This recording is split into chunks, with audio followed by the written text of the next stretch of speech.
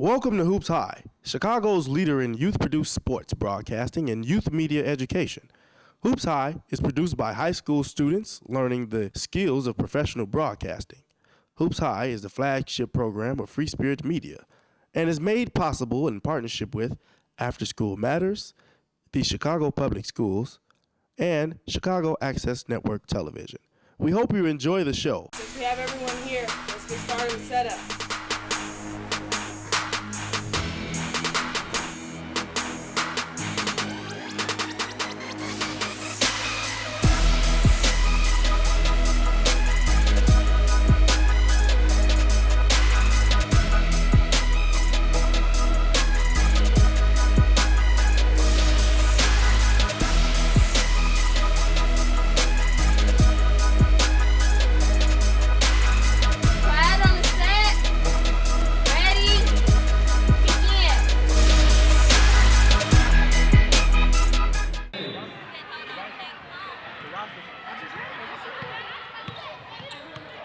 Hello, everybody.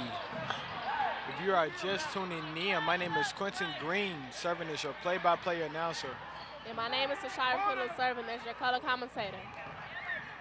And right now, we have the Red versus Right basketball game at 1313 South Sacramento.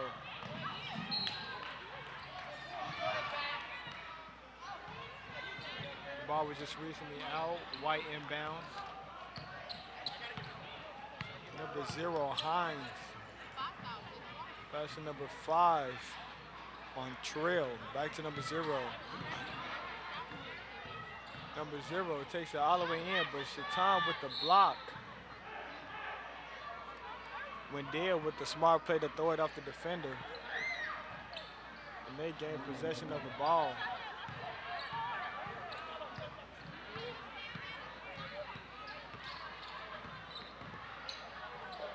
Number 3 to number Shaitan. Good pass to number 5, Wendell, who misses the basket.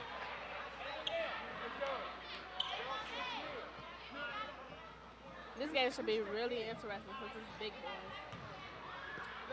Yes, these are some North Lawndale star players playing right now. And we should be in for a very interesting game. Number 0, Hines. Takes the ball inside, pass to number 4, back to number 0. Hines holds the ball up top to Montreal, who drives in with the pull-up, and he is off. Number 23, Shaitan Hawkins, grabs the rebound, pass to number 3.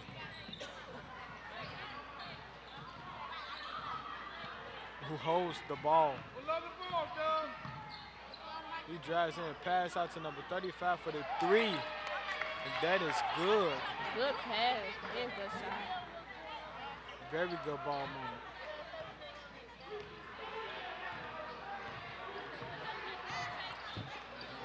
Zero pass to number 4, Enos. Screen by number 15, Lowry. Hines with the missed 3. Number 3 brings the ball up court. No foul was called to number 35 for another 3, and he is off. Number 5 grabs the rebound, tosses it to number 3, and that basket is off. Number 1, Brandon's basket is off. Number 35 gets it again, and he is fouled. And we'll go to the line for 2. This game is really fast-paced.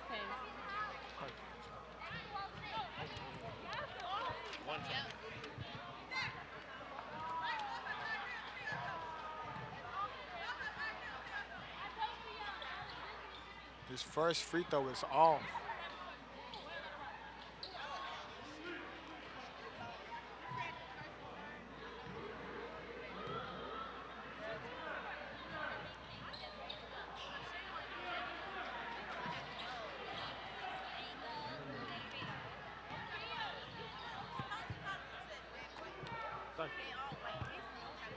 That 3 from Enos is good, number 4 for the white team.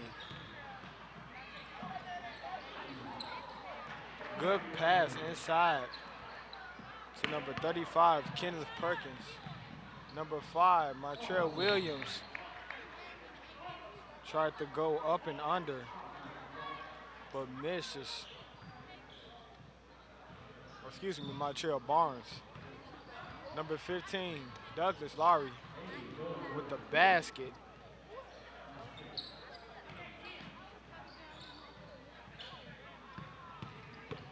Number 3 brings the ball up court very quickly to number 23. And he is off. Shaitan Hawkins with the air ball. Number 3, Tyrone Rivers.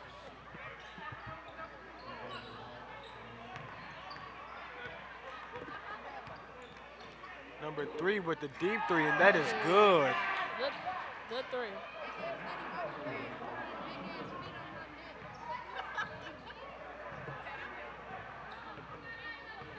Number 0, Hines brings the ball up court. Good little move to get to the inside, but number 23 with the block. That's showing good teamwork. Yes.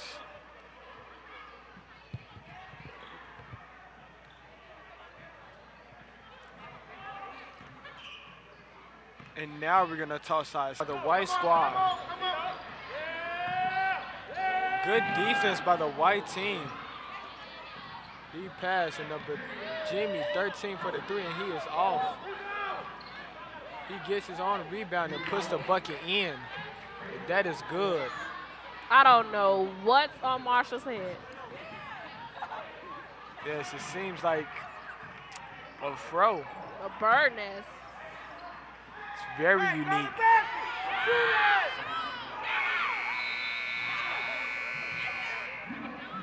And that is the end of the first quarter, score being 14-12. How do you think the game is going so far, Quentin? Well, for a set of superstars like these that we have playing now, it's kind of slow paced. I would think that they would have put up more points. But both teams are taking extremely good defense and is doing a good job on offense. Just like the fellow other teammates, they just need to convert on the opportunities at the basket and wide open shots, which they are missing consistently. So if they just narrow down on that and fix that, this will be a very high-scoring game. I agree. And how do you think this game has been going so far? I think the game has been going good. It's pretty fast-paced. I see a lot of teamwork and a lot of great defense.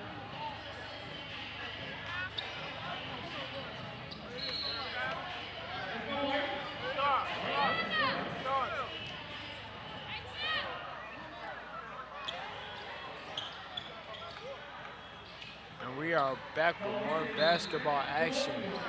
White gets ready to inbound the ball.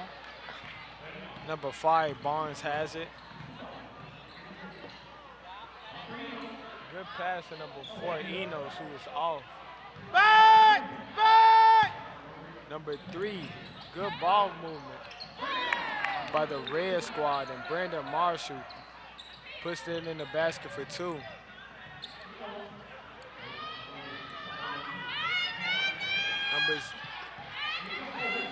Number 0 for the deep 3. He is off. Good steal by Carlos, number 0. And he drives in, and that basket is off. Good hustle by number 34. Pass to number 5. He pulls up, jumper, and is off. Shaitan, number 23, has the ball, and he lays it in.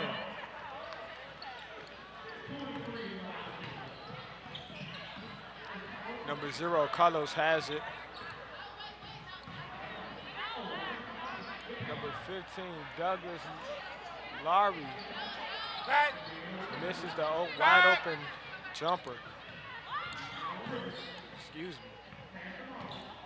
Number 1, Brandon has the ball. Pass inside, but his teammate wasn't ready, and White will get possession of the ball.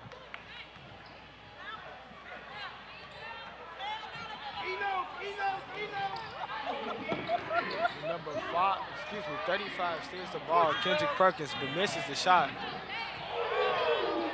Douglas Lewis with the good spin. And number 1, Brandon Marshall has it.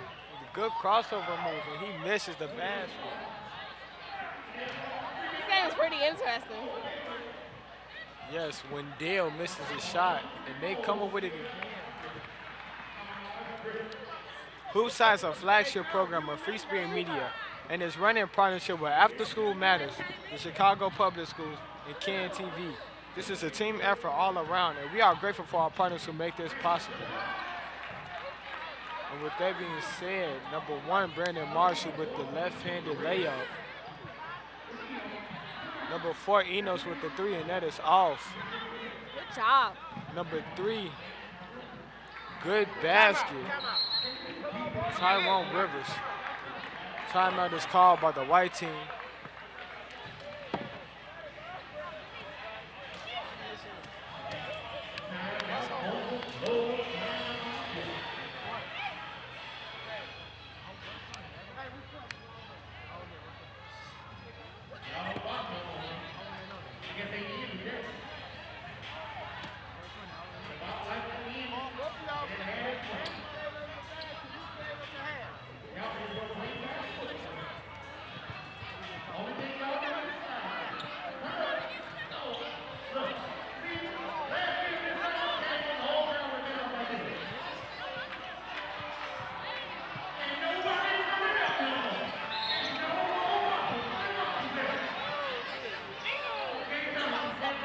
White inbounds the ball at number 3.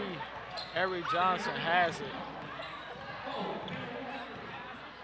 Pass to number 4, Enos. That was a bad pass, and the ball rolls out of bounds. Pick up! Back! Number 3, Rivers, takes the ball inside. Kicks it back out to number 35, and that 3 is off.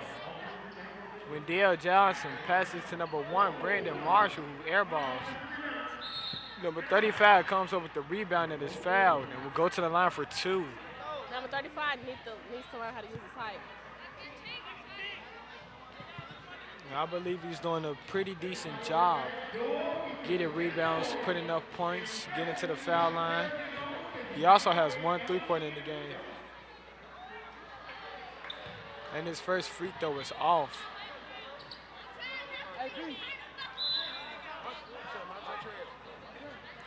Trail. Subs for the white team.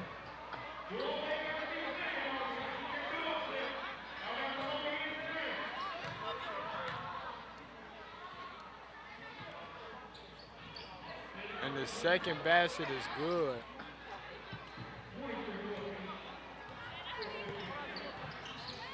Number 0, Carlos brings the ball up, pass it to number 13, who kicks it back out. Number 0 passes it to the inside, number 1. The ball is stolen. Number 5, Wendell has it. Tries to get inside, and that basket is good.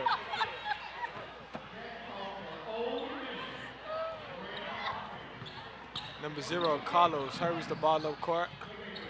Gets out of the trap to number 13. Seems as if he was pushed.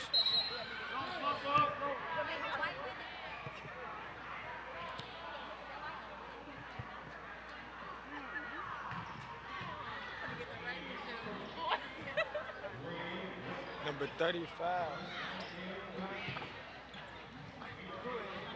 Number 15 has the ball as he brings it up court. Get back, Eric. Help out. There you go. Keep up with game action on the Hoopside Club on Twitter. Just search Hoopside FSM and follow us. Number 35, Kenny Perkins, couldn't go anywhere. Number 15, Marquise Douglas has the ball. Number 15 really has moves on him, to be short. Good pass inside to Wendell. Number 5.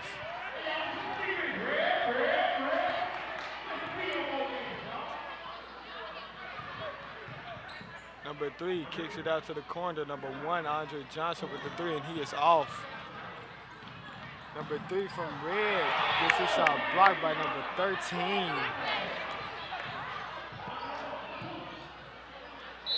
Excuse me. What's up?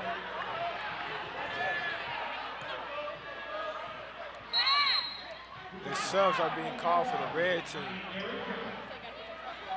Hey. We got 4 guards out there. We should be pressured. Hey. We should be pressured.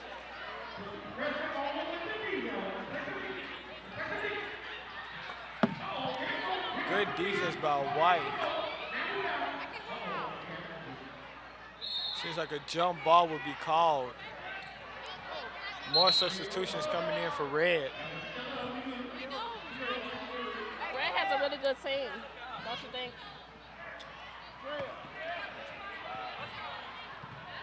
Hey, pressure! Yes, I believe both teams consist of very good basketball players. Some even playing football. I know at least 4 players.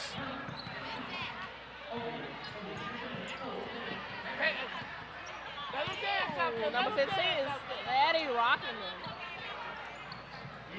Good handles by number 15. Good catch. And he drives in and misses. You want him to shoot. And number 13 takes it all the way and he misses. Good defense by number 23.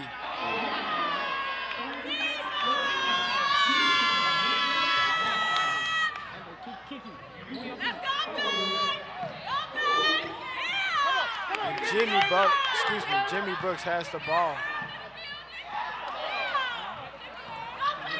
Good way to get out of that. Number 33, Trey Bosh puts the basket in.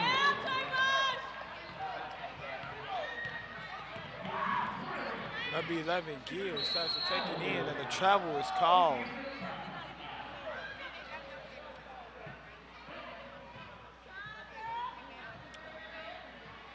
Brandon Marshall inbounds it to number 10, Charles. Come on, below it, KG. Lay down, KG. Good defense by Charles after he loses the ball. And basket by number 3. Stay up.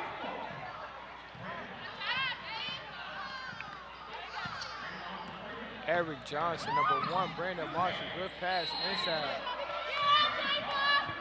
And the travel is called on number 33, Trey Bosh. And White gains possession.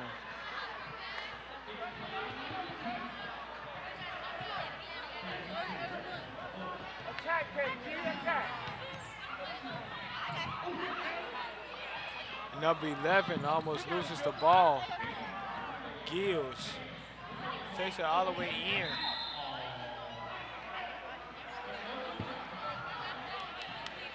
And it seems as if another travel was being called. It seems like both teams are traveling a lot.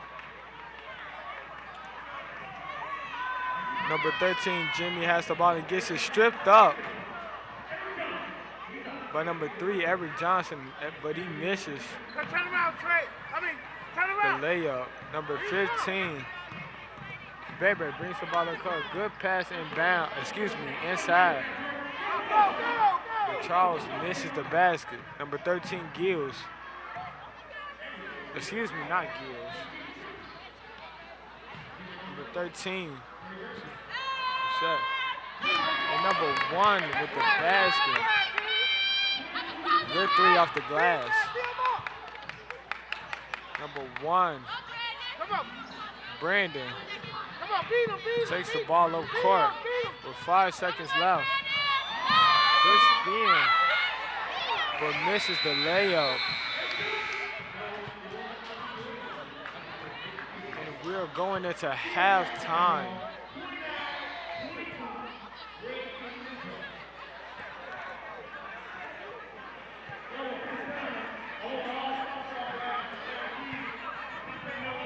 Very interesting first half of basketball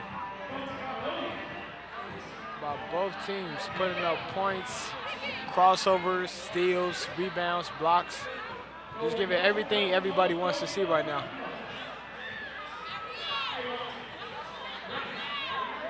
You guys So far, it's the end of second quarter. The score is 22-29 with Red in the lead. If you would like to stay updated, please stay tuned for more Hoops High. Thank you.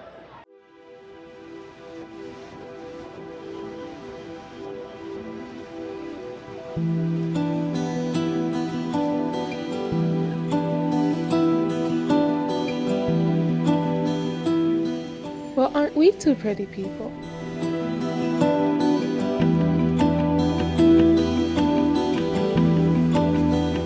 It doesn't matter. I just need to get to where I'm going.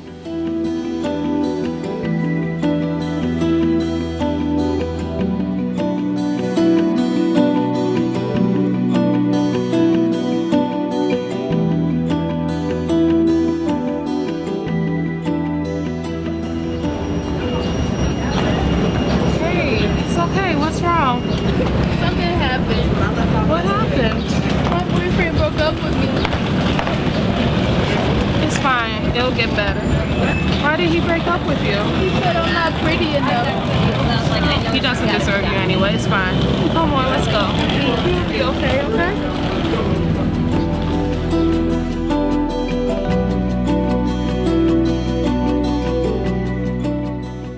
Hi, this is Scottie Pippen, and you're watching Hoops High. I think I can put stuff, bro. No, I'm trying to trust people to myself. Excellent. Perfect. Oh, that's that girl from school. I don't like her. Girl, you didn't even know her. It don't matter. I should have known her ain't no dyke. She can look over here. No, because that's like so gay. Like, she know I don't like her. And look this stuff on Instagram. You want some right here? Bag of cheese? Give me one of those. No, you pick it up yourself. Thank you. Just like that? Yeah, get it.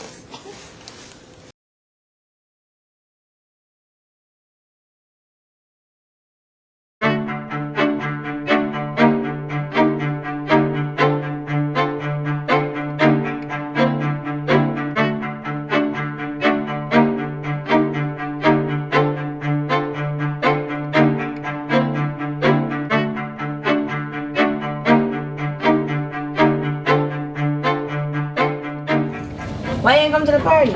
I forgot I was studying all night. No, it's okay to live a little. Yo, you're rocking with Amari Stoudemire, and you're watching Hoops High. Watch it or watch nothing.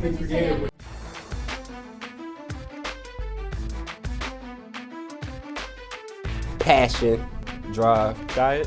It doesn't matter if you're an athlete or not. Heart, and bounce. Take every advantage. If you train hard, you'll not only be hard, you'll be hard to beat. You're swagging with Tony Parker. This is Ryan Archidiakono. I'm Prince eBay. This is Nigel Williams-Goss. Take every advantage.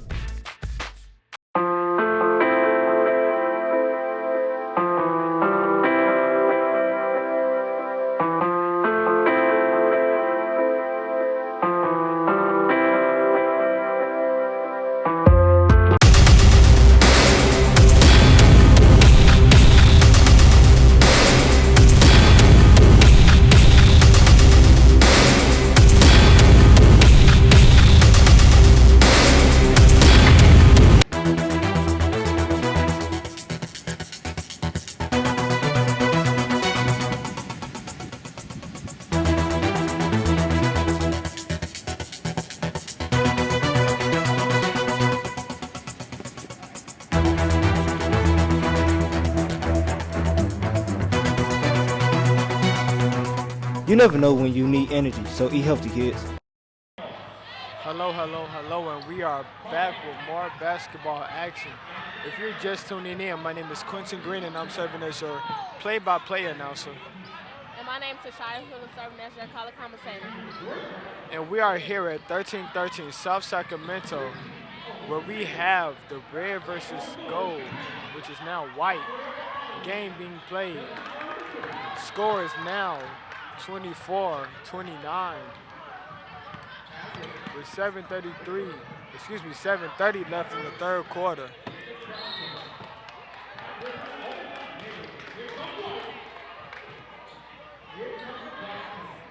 I think this is going to be a close game. Number 0 Carlos brings the ball up court. Passing inside to number 5, Montreal. And he gets an and one.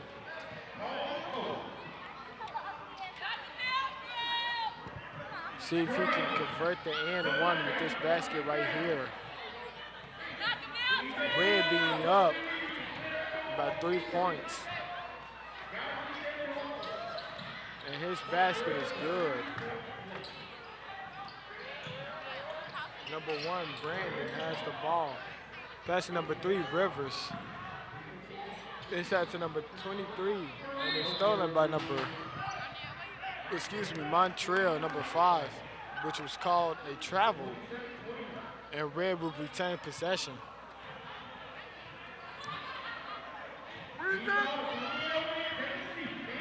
Number 1 for the 3, Brandon Marshall was off. Pass down court to Carlos to number 4.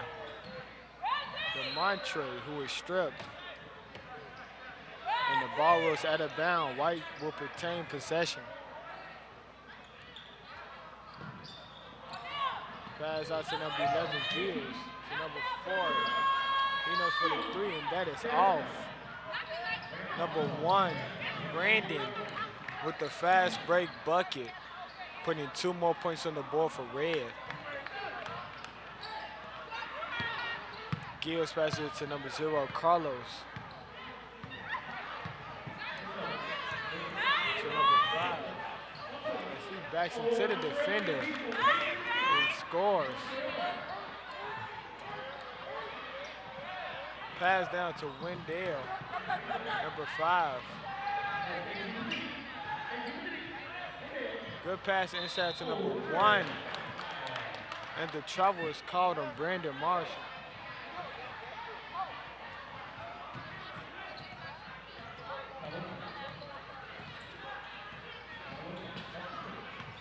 Number 0, Carlos with the quick, nifty crossover. Enos has the ball, pass back to number 0, Carlos. To 11, Giles. Good pass to number 5, Montreal.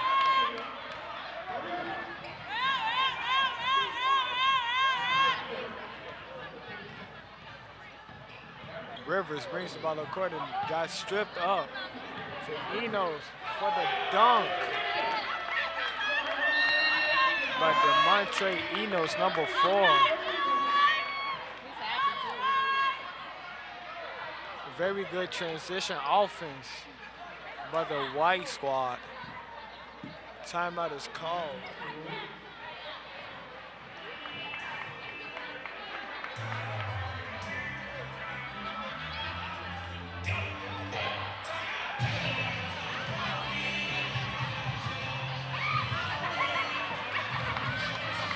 Turned out to be a very interesting game. 4:56 left in the third quarter with 33-31. White in the lead.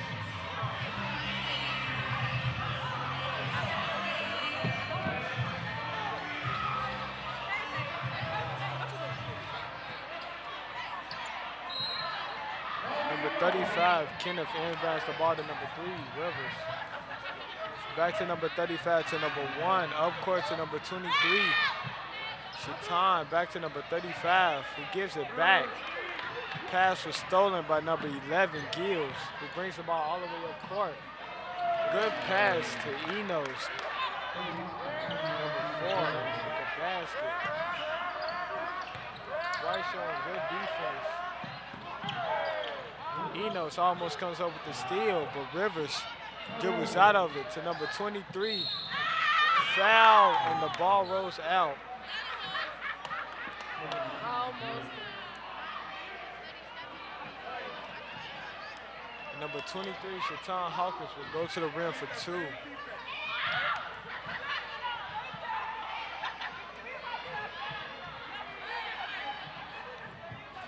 And that first basket is off. So a big sub change is being called for White.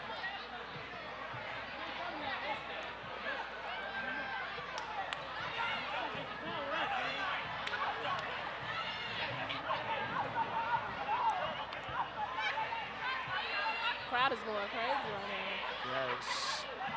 Second basket for number 23 is also off. Number 1, Andre Johnson brings the ball up court. Pass to number 3, Eric.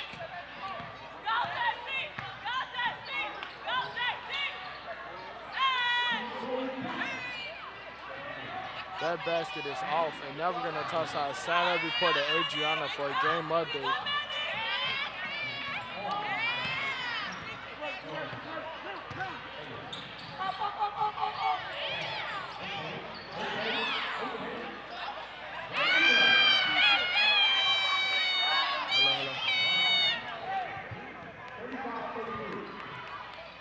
And number 3, Eric Johnson brings the ball up court for White.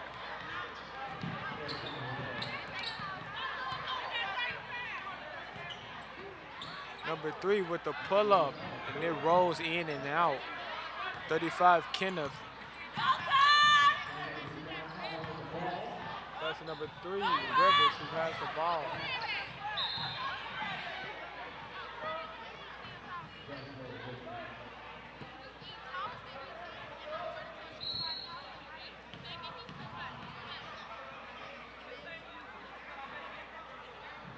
Number 15, Marquise, gets ready to inbound the ball. And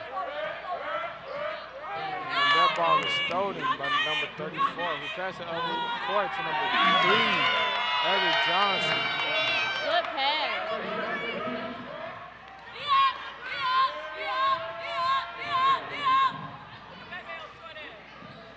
Number 35, Kenneth has the ball. He drives in, the foul is called, and he go to the line for 2.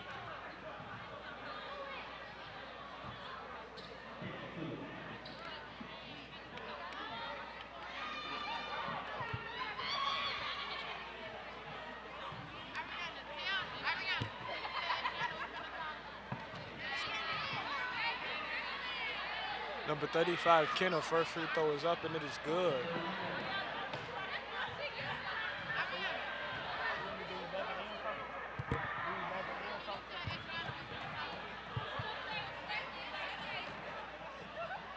And the second free throw is off.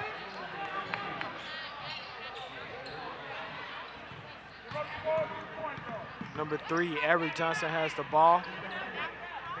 Good pass to number 34.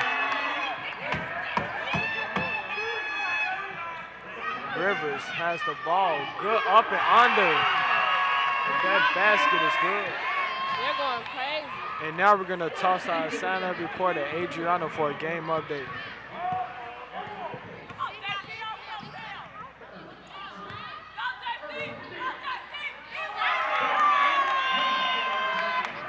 Hi, my name is Adriana Brown. I'm your sideline reporter.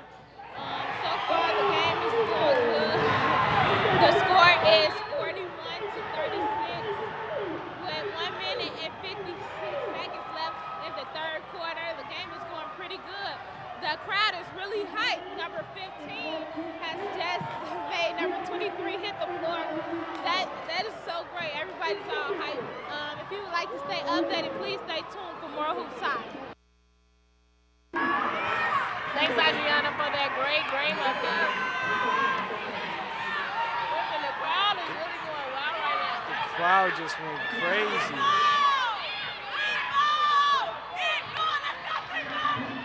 Number 3, Eric Johnson with the dash. He misses.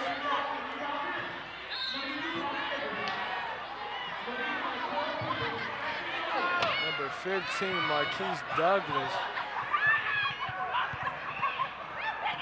With the crossover. Number 1, Andre Johnson with the 3.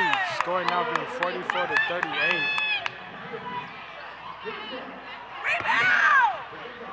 Number 1 brings the ball up court. Pass to number 3. Back to number 1. Out to number 23. Drives in. Teardrop is off. Foul is called on number 5.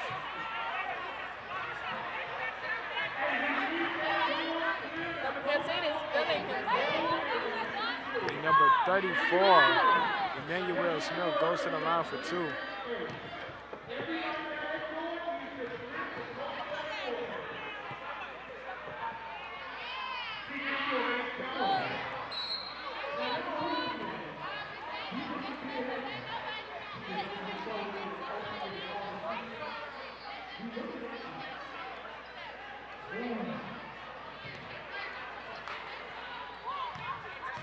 First free throw is off. Let's see if he can make the second one. That one is also off. Pass to number 10. And his basket is off. Number 1, Andre Johnson brings the ball up court. Pass to number 23. Back to number 3, Eric. And that 3 is off. But number 34, Emmanuel Smith, is there for the pickup. Foul is called. Off the inbound.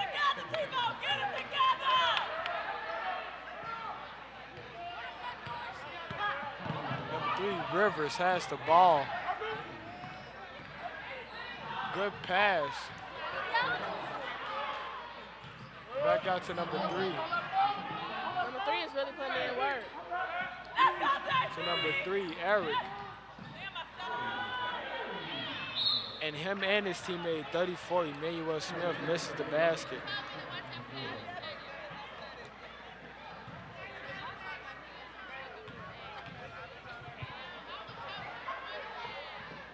Number 3 inbounds it to number 23, Irvin Marsh.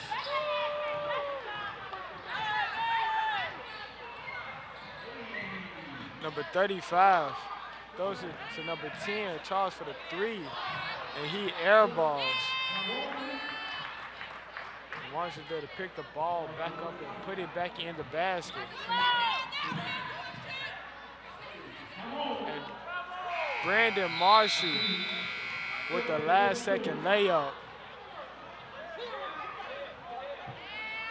Score now being 48-42.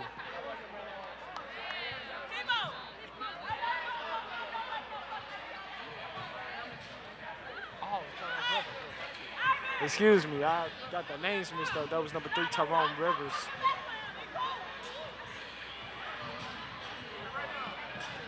And we are about to go into the 4th quarter right now. Very, very interesting 3rd quarter. Well, we witnessed one of our very own Marquis Smith making a player fall. Number 15 for the red team. Very small, but very deadly handles, as you could just see.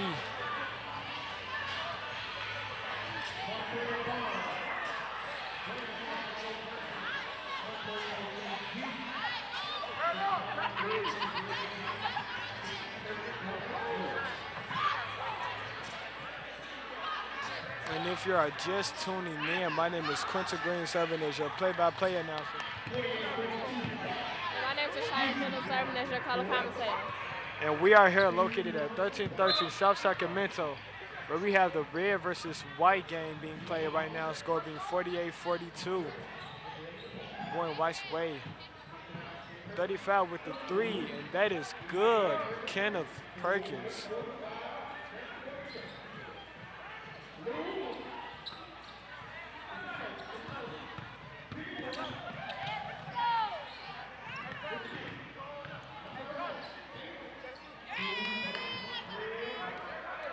Another basket by White. Number 13, Jimmy Book. Has the ball at the 3-point line. The 3 is up and it is off. Number 11, Gills has the ball. Good defense by Red. And Waddell is there for the pickup. And he shoots the 3. And that is good.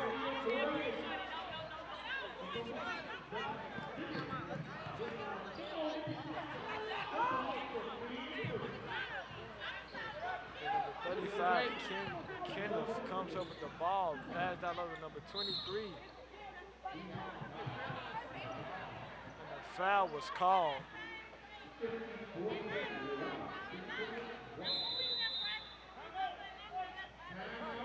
This is a very close game. Yes. 50 to 48. Timeout is being called. Who do you think will pull away for this one in the last quarter? I don't really know. This is a very close game. It's anybody can win now. I also agree with the talent that is on both teams. You never know who can just take control of the game and just take off to score more baskets than the other.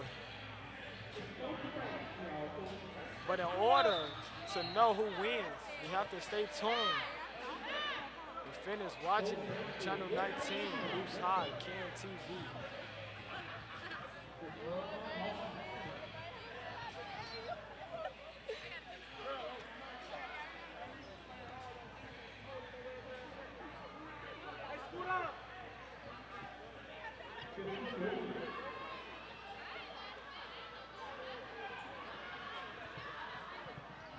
And number 23, Shaitan Hawkins, will go to the line for his 2 free throws.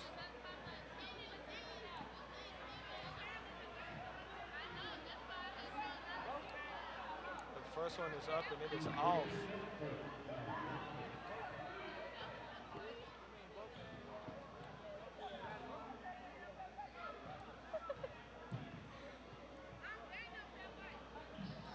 The second one is good.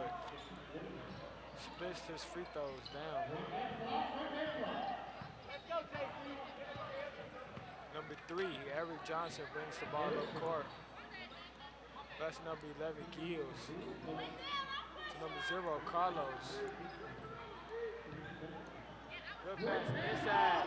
To number 15, Douglas Art, who misses the dunk. But 15, Marquise Smith with a good pass to Brandon, who misses it. Red misses like 3 of their baskets. And finally, number 23, Shaitan, grabs a rebound after 4 missed shots and puts the basket in.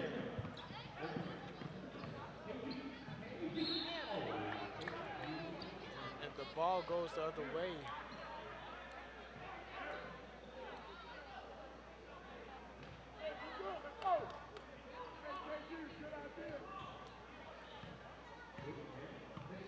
Marquise Smith brings the ball up court.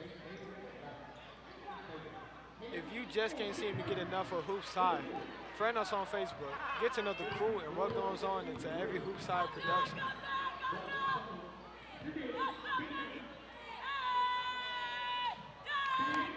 And number 15, Douglas Larry, with the 2-point basket.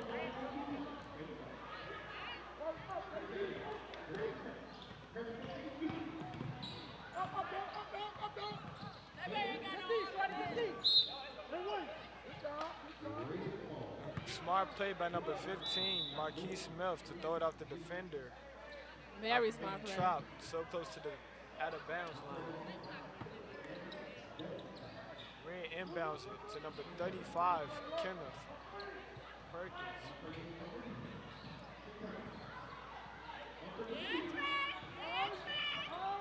Good defense by number 4, DeMontre Enos.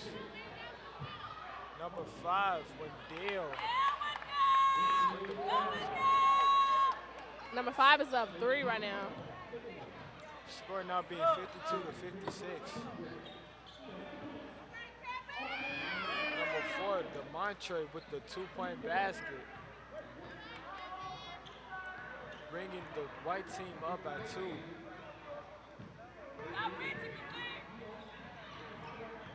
Number 15, passing number 1, Brandon Marshall, who is off, but his foul, will go to the line for 2.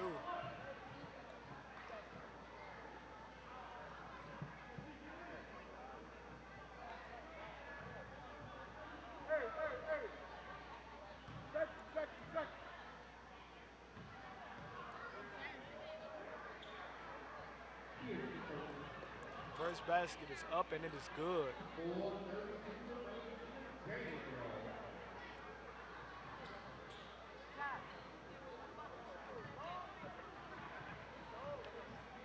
Second basket goes up, and that is also good. It's up 4 right now. Sub is called for the red team.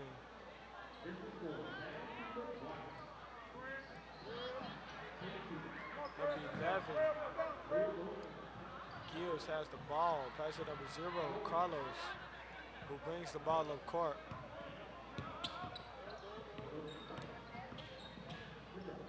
Number 0 pass to number 11, kicks out to number 5, who pulls up and is off. Number 34 gets a shot blocked by number 35, Kenner.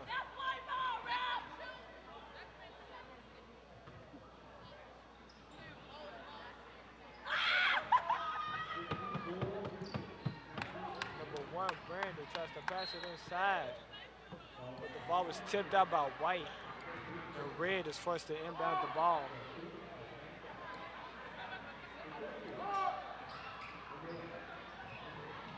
Number 5, good inbound pass, inside pass to number 23, Shaitan, who misses the shot, and number 5 brings the ball up court. Pass to number 4 for a 3 in the corner, he is off. Now number 3, pass it to number 1, and the travel is called. White will inbound the ball.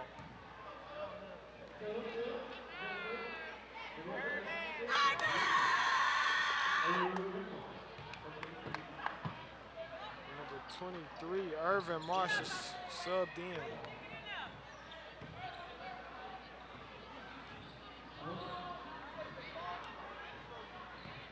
Carlos has the ball. Good pass inside to 34. Emmanuel Smith misses the basket. Number 35 kicks out to number 23, Shaitan. That is also off. Number 5, Montreal comes up with the rebound. Pass to number 34. Number 5 passing for the 3. And that is off.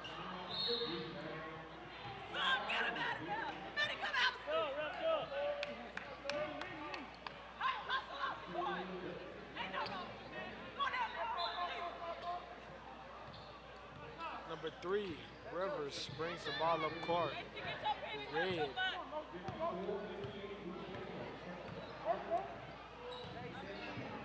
Good pass inside to number 5, Wendell, who misses the up and under. Good pass to number 0, Carlos, who is fouled and will go to the line for 2. Hey.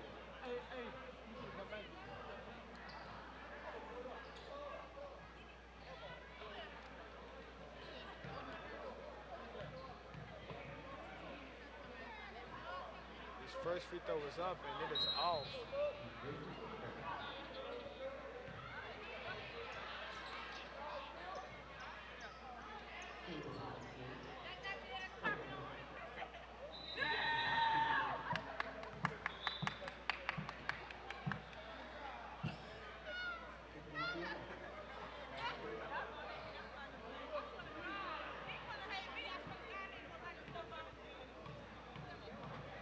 Number 0, Carlos, will go off for his second free throw, and that is off. Once again. Yes, 35, Kenneth with the rebound. Pass over coach to number 3, pass to number 10. Almost gets stripped up. Back out to number 3, Rivers for the 3, and it is good.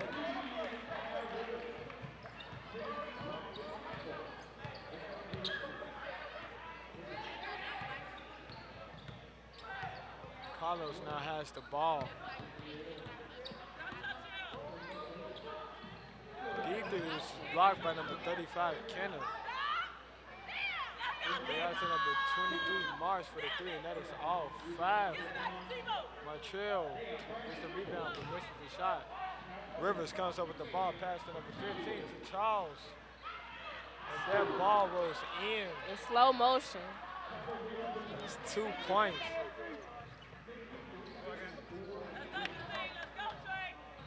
Carlos brings the ball up court. Good basket.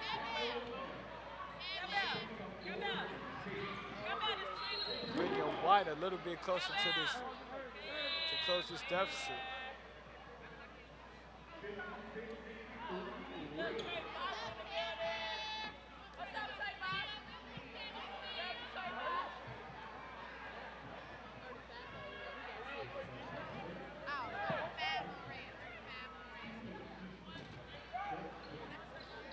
Number 4, passing number 15 to number 3, Eric Johnson, who scores the basket.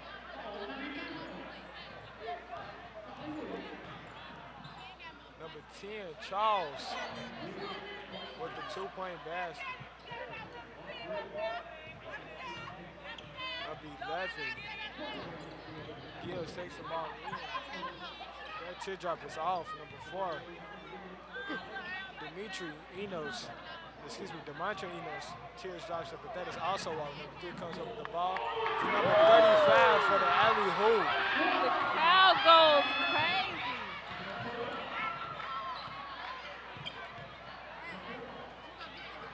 Good defense by Red with Demontre Enos. Comes back and hits a 3.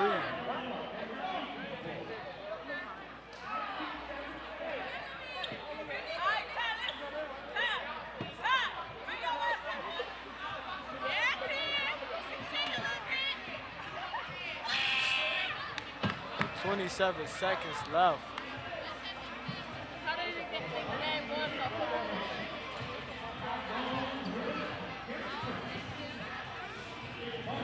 How do you think the game is going so far, Quentin? This game is getting more and more exciting. Now in the third quarter with the, defender falling. And now with the alley-oop pass from the 3-point line, they're just pulling out more and more tricks. And it just shows it just goes to show how talented the North London squad is. I agree.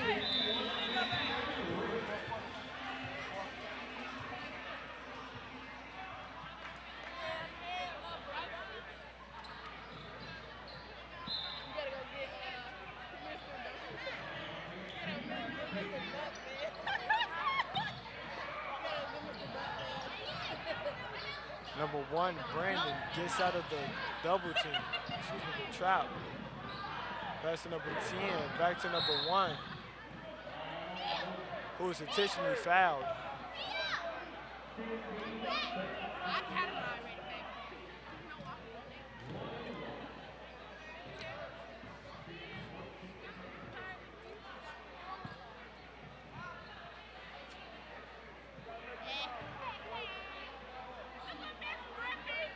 Number 1, Brandon Marshall will go to the line for 2. 1. No good. 0 pass to number 11, now to number 5, to number 4 for the 3, which is off. Back to number 11, who losing it. Back to Carlos with the pretty fake. And puts it up, it's off. Number 15 misses again. Number 1. And the ball is out of bounds, and that is the game. And Red comes away with the win. They really showed good teamwork and good effort. Yes, both teams were very good, but the red team just came out with the win. Overall, good offense, defense, and chemistry was on point. And that just goes to show what teamwork can do for you. Perkins, the player of the game. Congratulations on being player of the game. So how do you think you did out there? I think I played hard. I helped my team play hard. We got after them in the second half. I see everybody was pretty excited for your dunk. Was that your first time dunk? Nah, it was just the heat of the moment, and then turned up. Well, congratulations on being player of the game. If you would like to stay updated, you can watch Hoops High every Saturday on channel 19 at 8 p.m. Thank you. You can watch Hoops High on CAN TV, Channel 19, every Saturday at 8 p.m.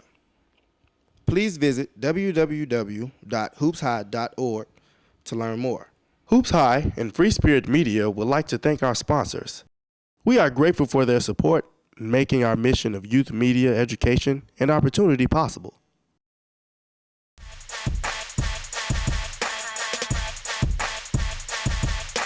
Hoops High is family, communication. Enjoy it. Hoops High is Astounding.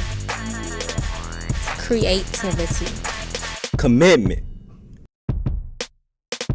Hoops High is exciting. Meaningful. Hoops High is Technology. spirit. A community.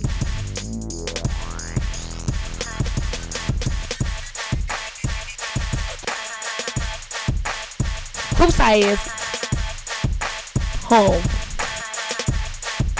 Love. Dedication. Inspired.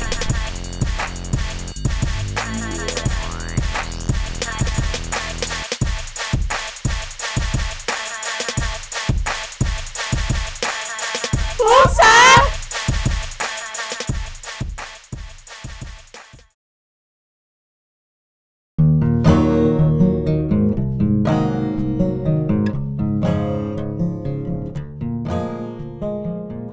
If they probably never was exposed to it, they probably would have never have done it, but it's something that you see that interests people a lot.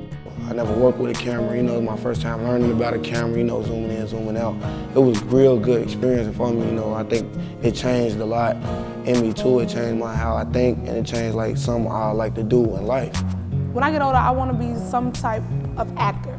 So being in this classroom really helped me out, really exercise my ability to act. We shooting it and we shooting it off like what we done been through, and people get to see it and they watching it and they liking it. Like young kids in the community can do stuff that's worth some type of value.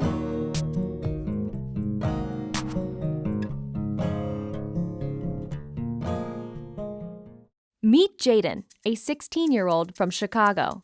He likes reading, playing basketball, and daydreaming. As one of 75 million youth in America, he is the future of our country. But today, Jaden's future is uncertain.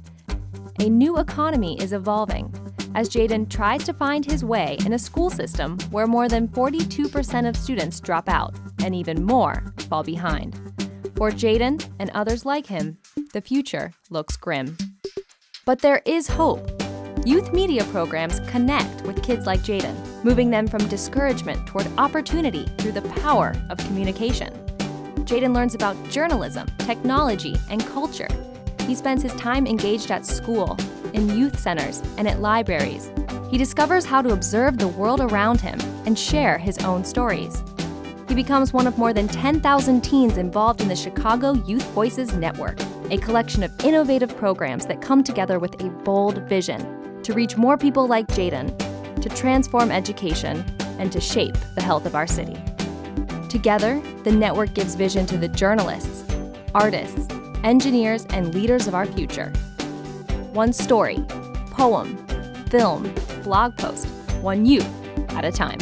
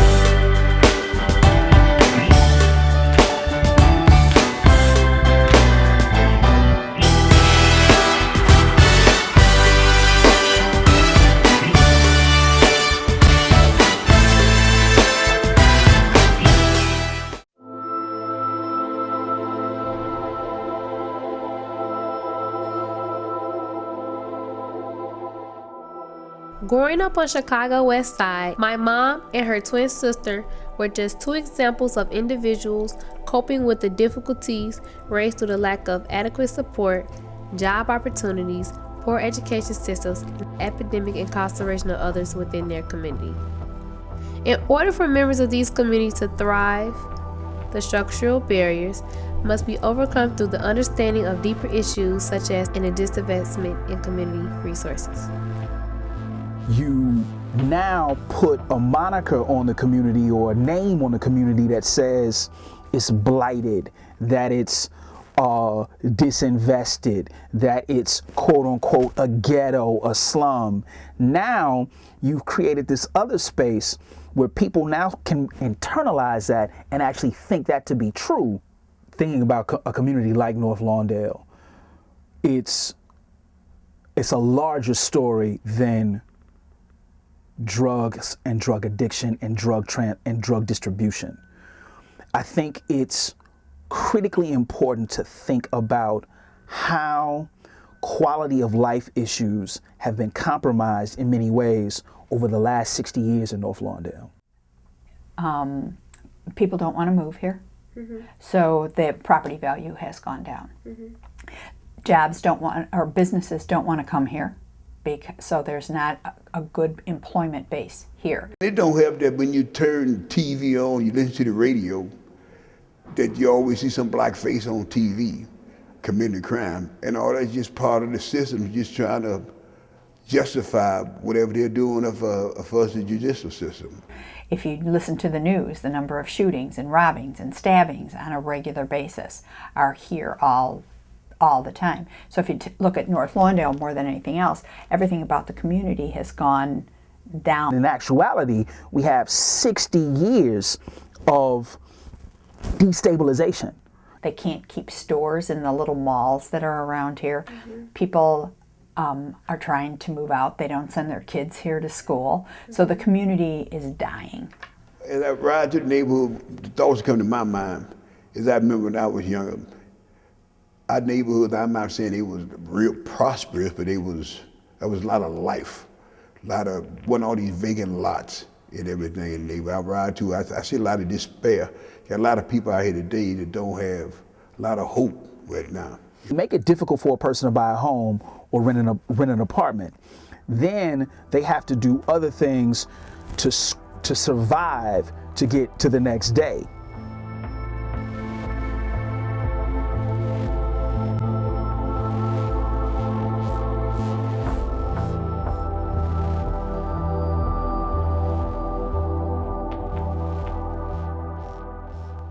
And then a substantive school system that may not allow you to think about these issues and concerns critically. People now may be suffering from depression because of that condition, hence the proliferation of particular drugs because that feeling goes unaddressed.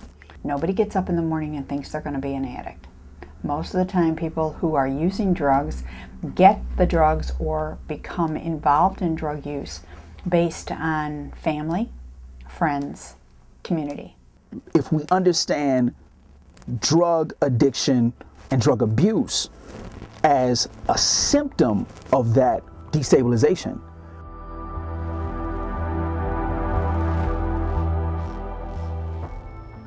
then we can think about the community holistically. You're feeling that there isn't a particular option, then one of the ways to try to alleviate the pain would be to self-medicate.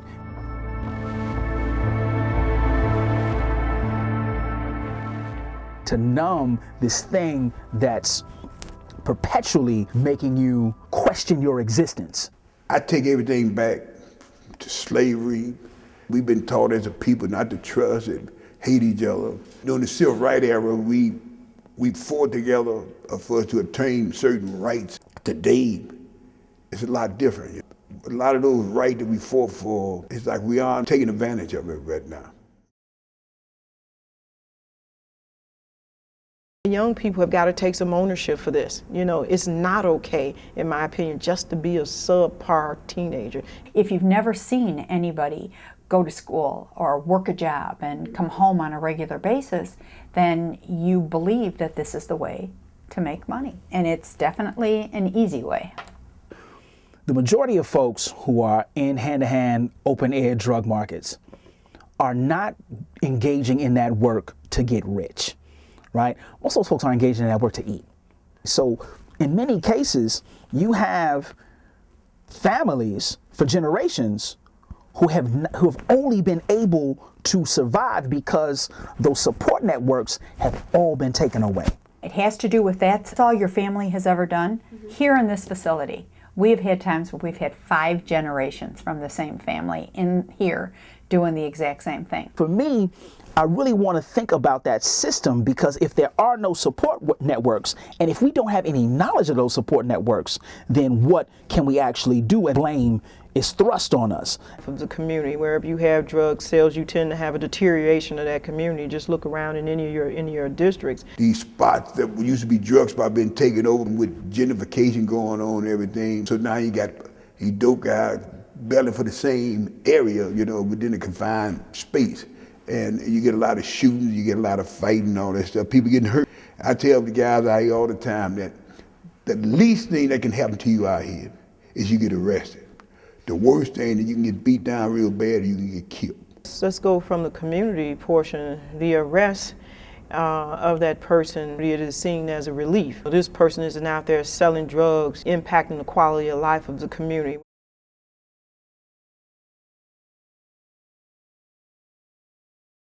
So if you have a felony in Illinois, you can't hold almost 60 jobs. You can't be an electrician, you can't teach.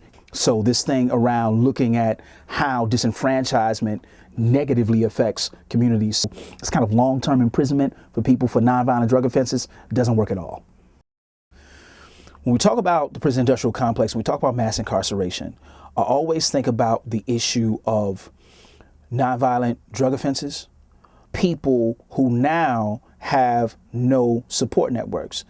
During the rise of crack cocaine in the system, presidents and Congress, whatever, they put in that if you did certain crimes, judges had to go by a set of standards and they had to go with the minimum sentences. Black males 18 to 35, 25% are in jail. If we look at current incarceration rates, 1 in every 40 black people are either incarcerated or under some form of state supervision. There are more black people in jail now than there were folks listed as slaves in 1850.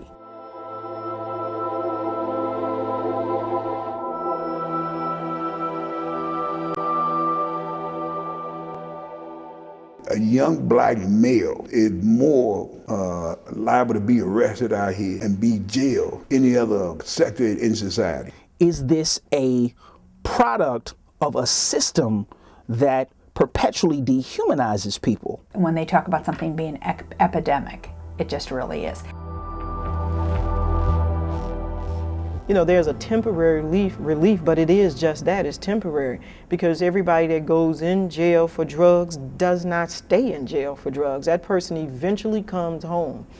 What usually happens when people are incarcerated for nonviolent drug offenses, if there's nothing for them out when they're released, then we get into the issue of recidivism. Those folks go back to what they knew, and that is, at the end of the day, they know how to make money. It's critical to have support networks in place. I don't think you should have treatment over here, education over here. Well, the things I think that we can do better is to get into schools earlier than what we do. It's not so much rested in a bad person, but a set of decisions and a condition that, if you're unable to see it, can be heavily detrimental to your life. Even though my aunt fell victim to drug issues within her community, she is no longer suffering due to this brutal reality. However, it still remains a problem. Time, sir. Now please have my box. Go ahead, man. Have a good day.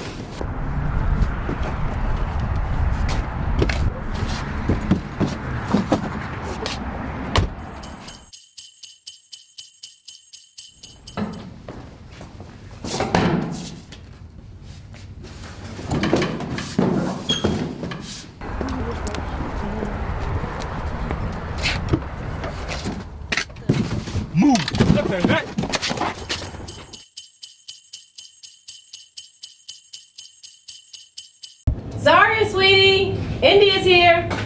Thanks, Mom. Can you send her in? Hey, Zaria, what you doing? Hey, India. Nothing. Just trying to figure out an outfit to wear tomorrow to the test. And what are you wearing? A long black and white skirt and a tank top and some wedge heels. Why are you wearing wedges? I mean, why not? Your feet gonna be hurting. Girl, I'm a pro at this. Okay. Hello, hold on. Yeah. No, I'm at my house. No, India over here. Yeah.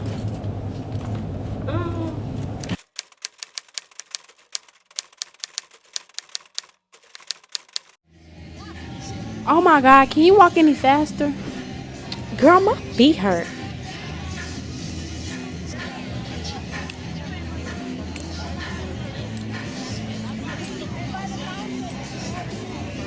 Much better. Don't be like her. Think smart. Wear comfortable shoes.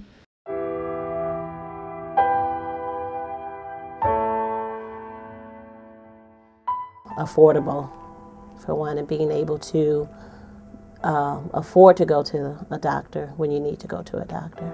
It's really, there's really no word that comes into my mind. What comes into my mind is how unjust and how expensive and how really terrible it is.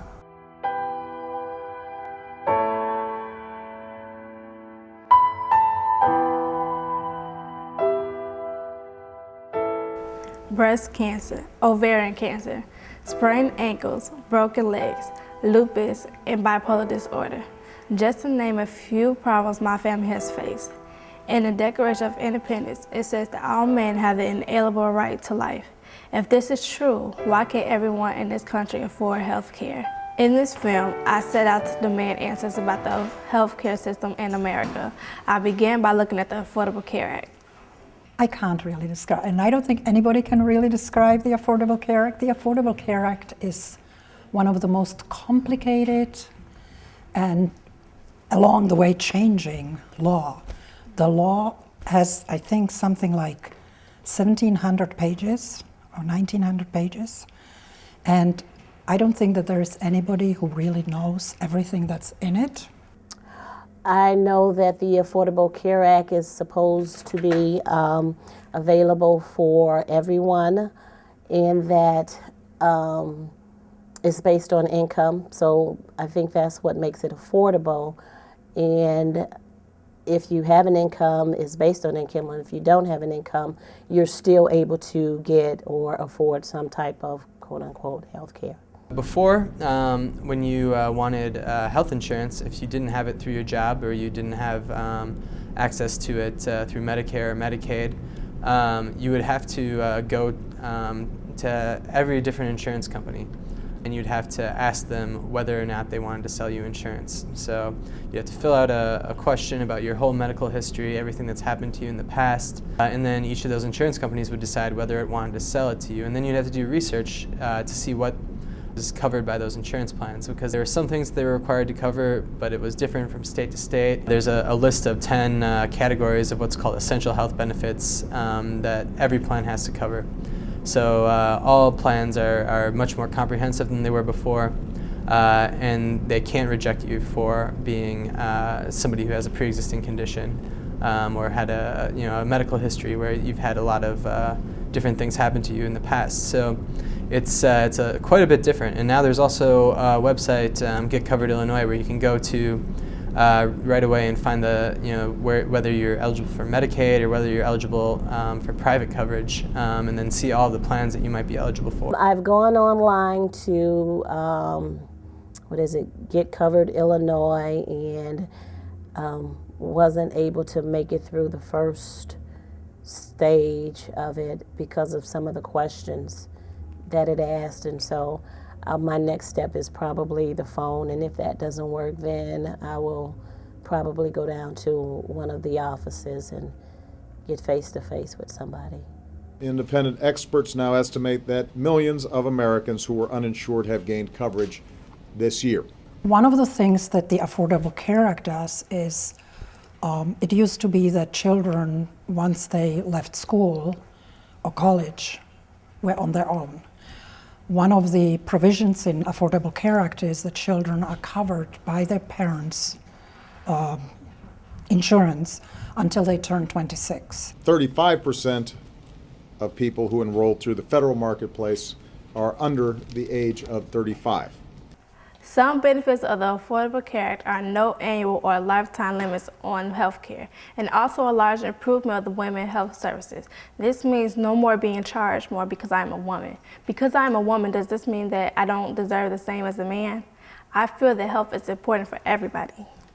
Just being a healthy nation, I think right now there's been a lot of talk and movements about, even our children getting to the place where they're moving and active and eating healthy, and, studies that show that America is becoming, overweight, and, obesity becoming a legal disease and things like that. So, and these are things that need medical attention, where sometimes individuals can't always, work through the process, but need professional medical input, advice in order to address some of those situations. We all, we need to be healthy to do the things that we really want to do in life, like have a good job where we can go into work every day, raise our kids, and spend time with our families, and just anything you want to do. If you're not healthy, you're not going to be able to get the most out of your life.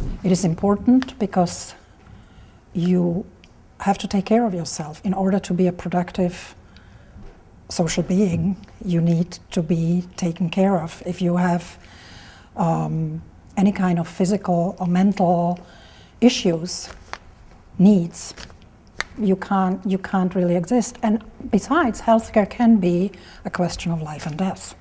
And it is a matter between life and death. All of the changes between the Affordable Care Act could have helped my grandmother get the help she needed early on, before it was too late. That the number of Americans who've signed up for private insurance in the marketplaces has grown to 8 million people. Will certainly be more costs in the immediate future, because the more people who get insurance, they'll certainly, we want them to go see doctors maybe when they couldn't before, and go in and get the care that they need. So there will be a little bit more costs. One of the theories, though, is that if you can get people to go to see a doctor on a regular basis, maybe we'll catch some of these diseases that they get before they get too bad. So I would say in the short term, you might see you'll definitely see more costs up front, but hopefully all that pays off in the future when we have a healthier population. Again, I think if there was any law that I could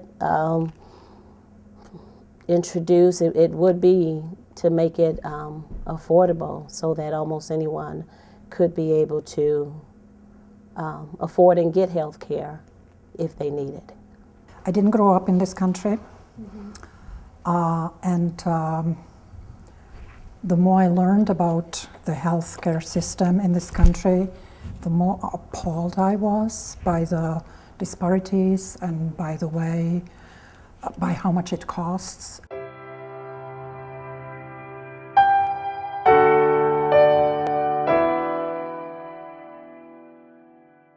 Single payer, which we also call improved and extended Medicare for all, would guarantee health care to everyone from birth to death.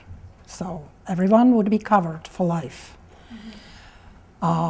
We envision that it would be paid for by taxes, and it would be publicly funded, that therefore it would be publicly funded and privately delivered.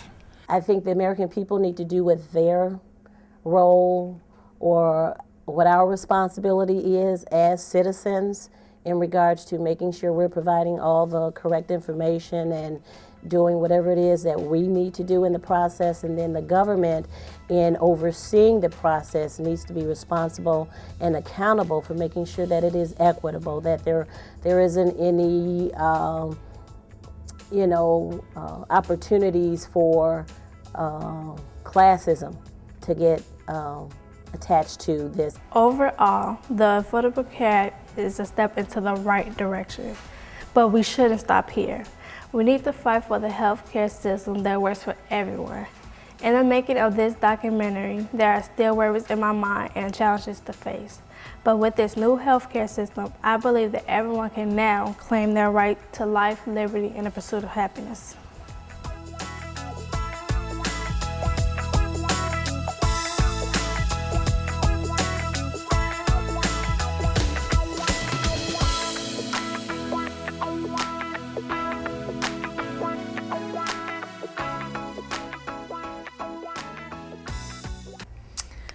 I just think it's such an ugly word. No one wants to hear you being called fat, calling someone else fat. So I do not like that word in general.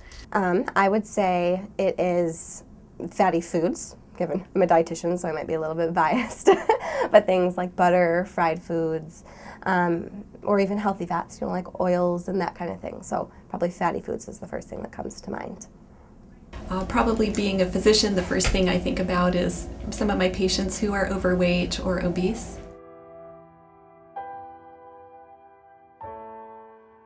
As a child, I always struggled with my weight. I always thought it was normal because when I looked around me, everyone looked like me. Then I thought, how did society become obese?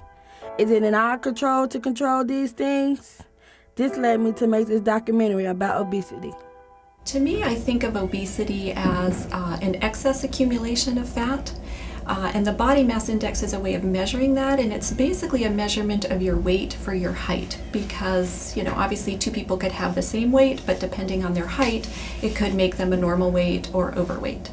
For most people, it's a lifestyle choice and not as much genetic. There are some cases where it is genetic, but for most people, it is a lifestyle choice.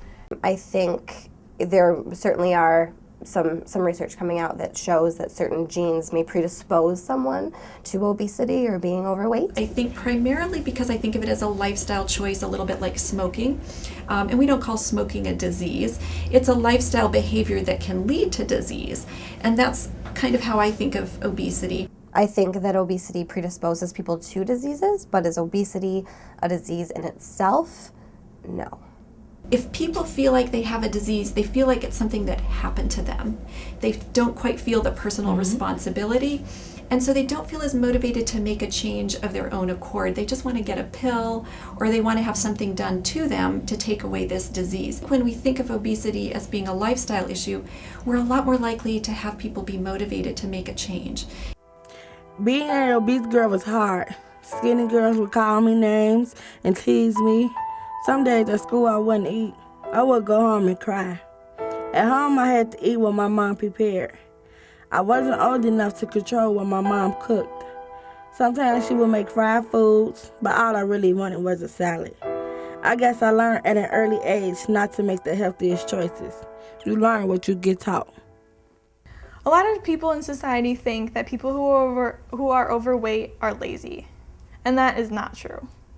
A lot of times there are other circumstances that are preventing someone from being able to either exercise or eat right. I think for adults, often it's a perception that they're being discriminated against. There might be some clear examples, but I think often it's because of the experience that they've often had as a child, because many obese adults were obese children. It's easy to carry that into adulthood, and even if nobody is thinking something negatively, it's easy to assume that they might be thinking something negative.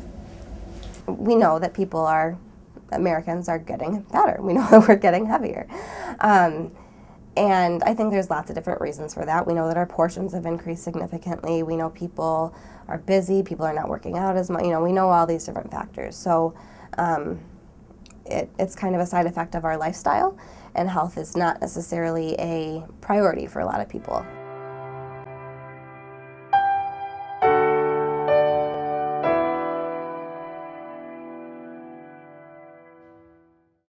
increased risks of heart disease, heart failure, stroke, diabetes, high blood pressure. Some cancers are a higher risk when you're obese. Arthritis is another one, generally not as a young person, but over years of carrying extra weight, the bones do wear down. Type 2 diabetes, heart disease, stroke, hypertension, musculoskeletal issues, like back pains and knee problems. One thing we are seeing more and more in adolescents is diabetes. It used to be that the type 2 diabetes we really saw only in adults, say over age 30, but as our society's been getting more overweight and obese, we're seeing that creep down to younger ages, and it's not uncommon now to see teenagers who have diabetes. I wonder, would people make changes if they knew they could die from being obese? Being a victim of people talking about me lowered my self-esteem. I always ate just to feel better, but I didn't realize I was facing death. If you are depressed, you might turn to food for comfort. And then you do that, you feel better, then you turn to food again, and it's a cycle. So you can become obese because you are depressed and turn to food, or you can be obese and depressed because of that. Certain emotions, particularly ones that are more anxious related or more sad related, people do often tend to comfort themselves through food. And so sometimes that even then becomes a habit, even when maybe that same emotion isn't there. A person might just be used to eating certain foods, certain times of the day, certain quantities of food, but I think often emotions can trigger people to overeat. We know that if you are stressed, then your blood pressure is going to go up. We know that your blood sugar can actually go up if you're stressed. We know if you're in pain, both of those things can go up as well. We have, a lot more ways of observing the mind called functional MRIs, and ways to see what the brain is doing, what parts of the brain are lighting up with different emotions or different experiences. So there's a lot of research into that area. But I think in terms of obesity, the body impacts the mind in some of the ways we already talked about in terms of emotions, motivation, habits, patterns. After speaking with these experts, I learned there are some aspects of our lifestyle that we have control over, like the choices we make about food. I think it's also important for people to understand how to shop within a grocery store, and what I call it is perimeter shopping. The ingredients around the perimeter, the outside edge of the grocery store, are often the fresh ingredients. And that's where the fresh vegetables are, the fresh fruits are, the fresh cuts of meat, the fresh dairy products. When you start shopping the aisles is where you find a lot of the packaged food that has a lot of the preservatives and the chemicals and the colorings and things like that. Don't just go and buy the frozen items that would last for a long time. Still try to buy the healthier options. Yes, they might not last as long, and you might have to go to the grocery store more often, which would be difficult in a food desert, but it will help make those better choices. It's difficult, and it takes even more effort. It takes effort to eat healthy. You have to go to the grocery store, you have to buy these foods, you do have to cook somewhat, which a lot of people don't like to do. And so of course when you're in a food desert, it's going to take even more effort to go find the foods, just find healthy foods. You're going to have to drive a little farther, take a bus a little bit farther. So it's difficult. But I think what people have to think of this as is a lifestyle change. It's not a diet that you do for 2 months and then go back to your old ways, because that hasn't made a change and you'll gain any weight right back that you lost. So it's really a new way of living. It's a new way of eating. It's a new way of acting, being physically healthy and active. So I think people have to start with that mindset that this is a change I'm making for the rest of my life. Another lifestyle choice we can make is how much we exercise. It's recommended that you exercise between 30 and 60 minutes a day. And that's just not cardio. A lot of people think that if I get on a treadmill for 60 minutes, I'll end up losing weight. So not only do you want to do your cardio, which you do, resistance training is very important. So what it does is when you exercise and do cardio for 30 minutes, once you stop and your heart rate goes back to normal, you are done burning extra calories. If you do resistance training, you're building muscle. So your body, after you're done, needs to continue rebuilding the muscle you just worked on. So you're going to end up burning more calories and losing more weight afterwards. Lastly, we should think about the amount of how much we eat. Instead of sitting on the couch eating a bag of chips, count the chips out. Put them in a small bowl. A lot of times we lose our ability to know when we're full. One of my sort of sayings about how to lose weight is eat when you're hungry, stop when you're full. So part of that's retraining yourself, and one way to do that is through portion control. So one example of that is taking one serving but not getting second helpings. A lot of people are used to, after their first helping, going back and get second helpings because it's part of our mind perceiving, helping us understand if we're hungry or if we're full. So if you've got a giant plate and you've only got a few small portions on there, you think it's not enough to fill yourself up. And so you have this feeling, I'm going to be hungry when I finish. Whereas if you have a small plate, you have those same portion sizes on there, the plate looks full. So your brain says to yourself, boy, I'm going to be full when I finish this. Look at all this food that's on my plate. Try to make small changes. So when I'm working with patients, I will encourage them to make one change. Whether it be focusing on eating breakfast every day, whether it be focusing on going to the gym or getting some sort of activity once a week, or getting one serving of fruit and vegetable in their diet if they're literally not getting any. And then working on that change for about 4 to 6 weeks, because we know that it takes a long time for something to become habit. About 6 weeks for something to become routine and part of your lifestyle. No matter my shape or size, I learned to love myself. But I also learned the importance of living a healthy lifestyle. Still, this issue is complex and can be overwhelming. There is not a simple answer. But I do know, if you take baby steps, you will find new ways to take control and make a new life for yourself. Nobody is responsible for your health but you.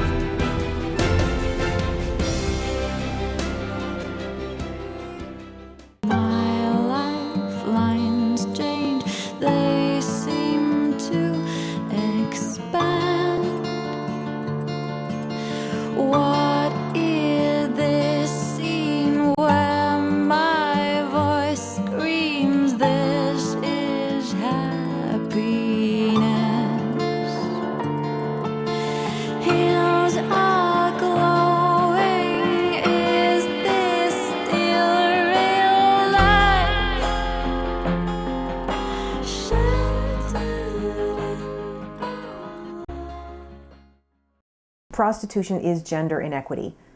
And prostitution is simply one way that men get to have that kind of authority and power over women.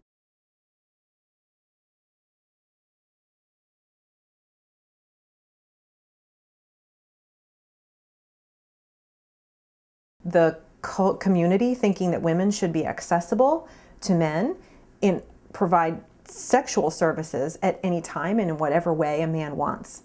So prostitution and sex trafficking is everywhere in Illinois. It just looks different. You know, we might see pimps, for example, hanging out outside of DCFS foster care group homes.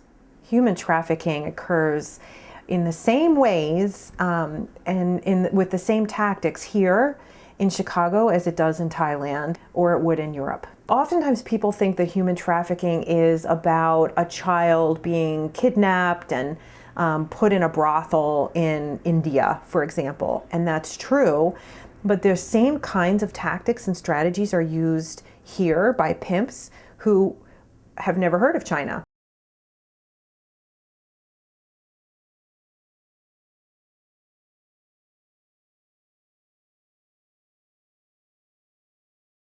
They are targeting people who they can get away with it. They're looking for particularly young people who look like they're in distress, who are vulnerable for some reason, like maybe running away from home, who may have suffered child sexual assault, and who look like they're desperate and need help. Either financially or they don't feel like anybody cares about them.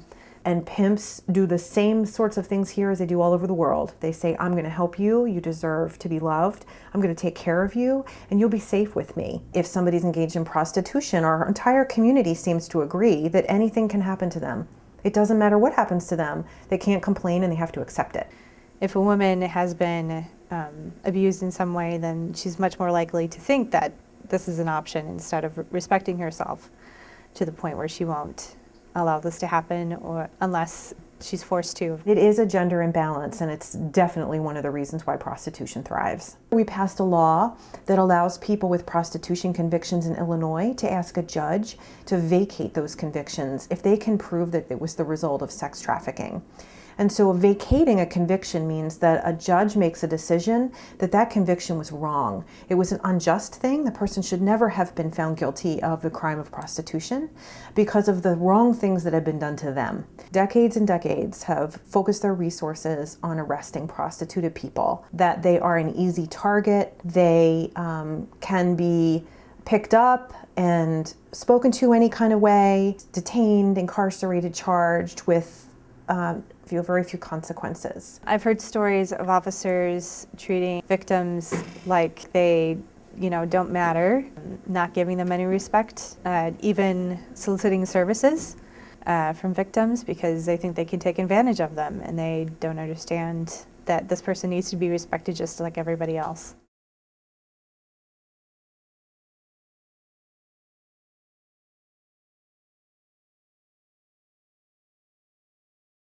Because that has been the response that they've always done, I think that it's really hard to change long-standing attitudes and patterns. I think I would continue to work towards passing laws that would give the police a better understanding of how to treat victims. There are already some great laws in the state of Illinois, even laws that will help our trafficking survivors get their record expunged of especially prostitution charges, which is absolutely awesome. I think there's probably more nitty-gritty work that needs to be done with making sure that the rights are taken care of and that people who want these types of services are the ones who are getting punished. Governments could play a huge role. We passed a law that decriminalized all young people engaged in prostitution under the age of 18. It means they can't be charged or punished for that crime anymore. And it's not even a crime, it's that they're being exploited.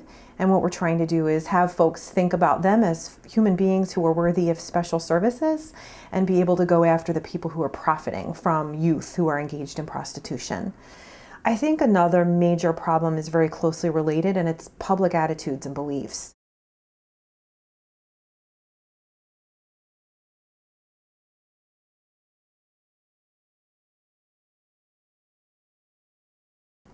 Our culture is very good at lying to us about sexual assault and prostitution, and lots of people believe all the wrong things about those two issues. And because they believe those lies, they don't think they have to take action or care. When we focus all of our time and attention on blaming women in prostitution, who's being ignored? The pimps, the brothel owners, the strip club owners, the people who buy sex? They're all over there getting ignored. And so that process has got to be turned around. Governments need to fork over some of that money to start creating new specialized services for prostituted and trafficked people. They can't be in mainstream services. They're not right for them. They need their own with survivors present. If we had a lot of community-based drop-in centers and long-term safe homes in all of our communities, can you imagine how much easier it would be for someone to leave the lifestyle if they had the chance? There are so many people who could use the help, whether it be just help reestablishing their life or, learning a skill or even preventative measures like mentoring somebody. And right now, there is nothing for them in many communities around the nation, and particularly here in Illinois. We only have 12 beds in Illinois for women and girls who have been victims of commercial sexual exploitation. 8 of those are for girls, and 4 of them are for adult women, and that's it. Major challenges now are having the spaces for people to come and feel safe.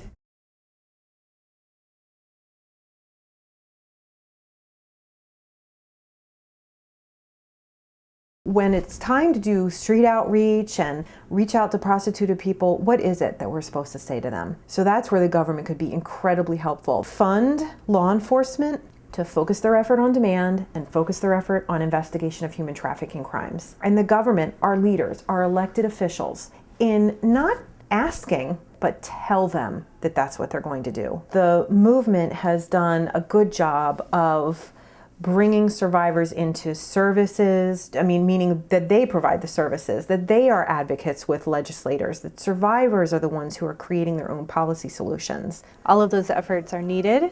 I think a lot can be done with people just being aware of what's happening in their neighborhood and understanding the signs and doing something about it, being brave enough to make a call to the hotline, stepping forward and saying, hey, I don't think this is right. We shouldn't go to a massage parlor or we shouldn't go to a strip club. It's definitely a cultural shift that needs to happen. Say that we focused on young people engaged in prostitution, human trafficking victims who are children. They're 17 years old and 363 days old, and in just a few short days they'll be 18, and suddenly our community is going to decide that they're criminals.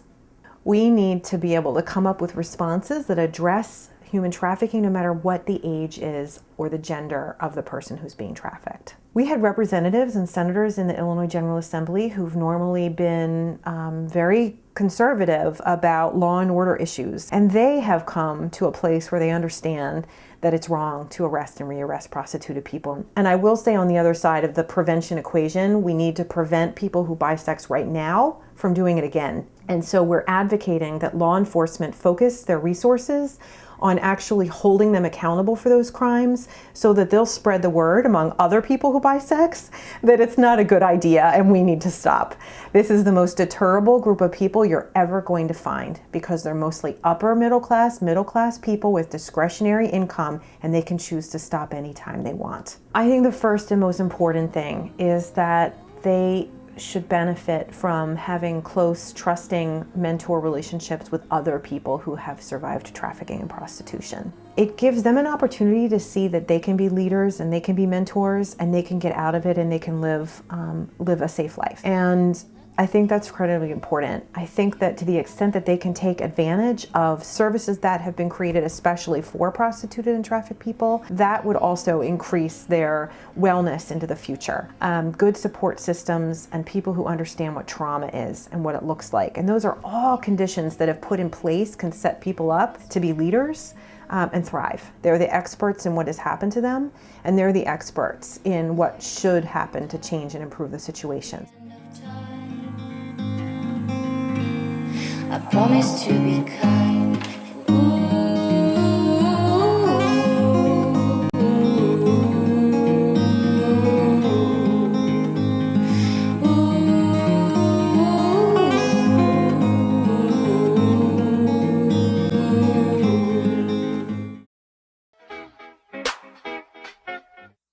Chance, the rapper, soccer, hacky, sacker, cocky, khaki, jacket, jacker, slap happy, slapper, or rocky, rocket launcher, shake that laffy, taffy, jolly, raunchy rap, bang, bang, dang, ski, she do that thing for 3 retweets, the album feel like 92, now take that bump for he 3P, chance, hold, I said, cruising on that, ask yourself about my deal, he look back, said, hell yeah, let's see, they're my favorite song, you just don't know the words, but I still with you, you just ain't never heard. It go like count that stack, pop that captain, down that jack. All my did that zit, and all my ladies bout that bitch. My jam, this my jam, this my jam, this my jam, about that jam, about that jam, about that jam, about that jam.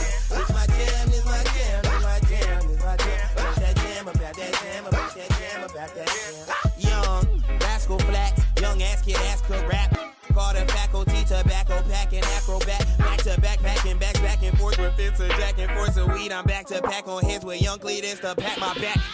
With a nose ring, that's right. I'm just here to rap them songs. It's always amazing to me what can happen when, one, you combine a little music with a little enthusiasm with willingness to go out and into a community. This is like the funnest thing that I've pretty much ever done. I saw the sonic boom being set up for my back porch, and I'm like, what in the world is that? And I cannot wait to see what it does. It's a big structure, you know, you can't miss it. And then once somebody's going on that, like you can create a whole event just around that piece of machinery.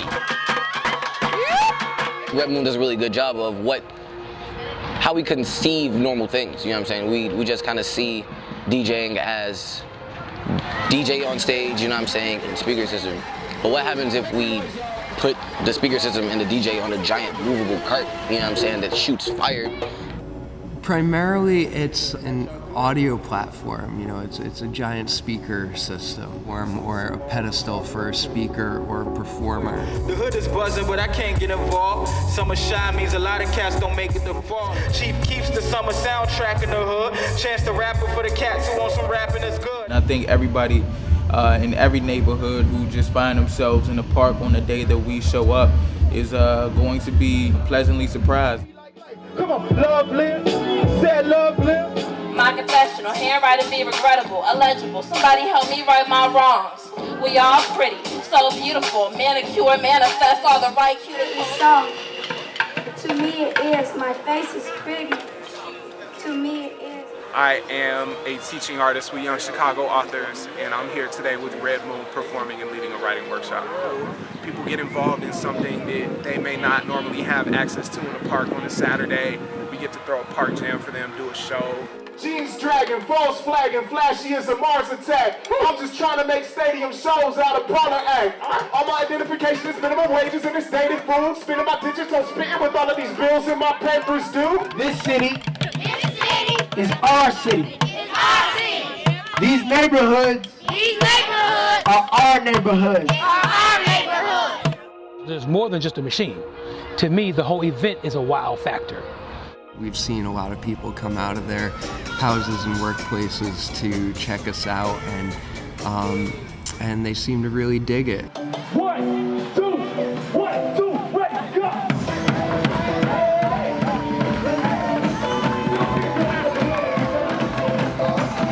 More people just started coming as we just started playing the music, and I started playing music that I liked, and everybody liked it too. And to have people dancing and see, like, you know what I'm saying, really positive things going on in Chicago that not necessarily the news weren't covered, but they'd rather talk about worse things going on the West Side than what Red Moon is trying to do. Ooh, the Bucket Boys is going ham. Yeah, Bucket Boys.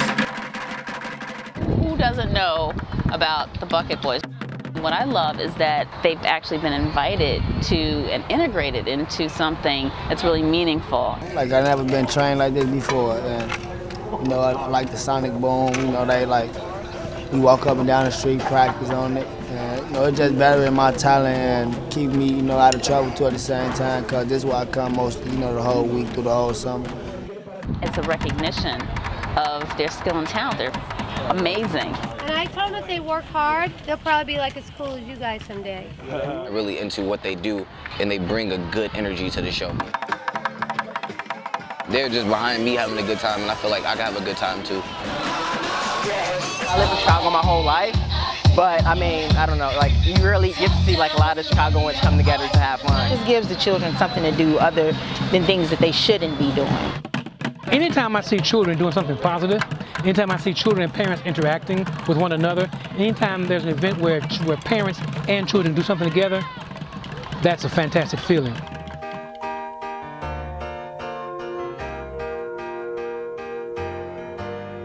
Charlie Bartlett, John Bender, class switcher, time bender, Chance Bennett, a peculiar name. Graduation night, teachers fear is Bueller my name. You made a mixtape? Good job. I hope you get a good job. We was all outcast, only listen to Good Mob. I performed at Fun Fair. Fun fact, I'm never going back.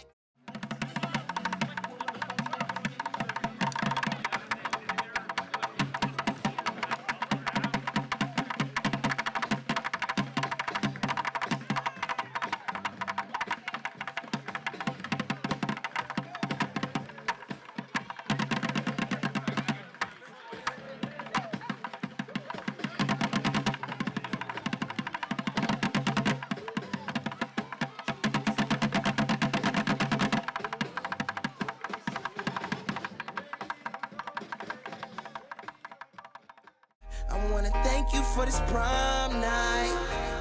Thank you for this prom night. Thank you for this prom night. I really enjoy my prom night. It's alright and it's okay, and we're all good. We're with old mates. Any problems you could call us. It's all love. It's all love. So good, so right. Hey, babe. So good, so right. You know it feels so good.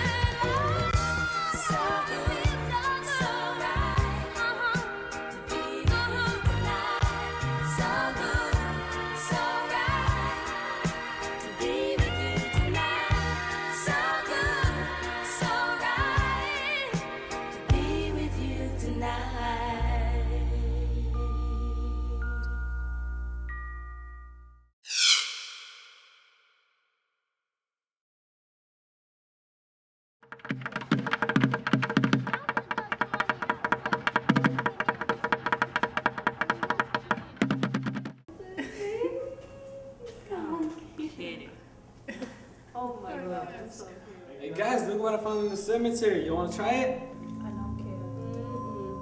Yes, Spirits, are you with us?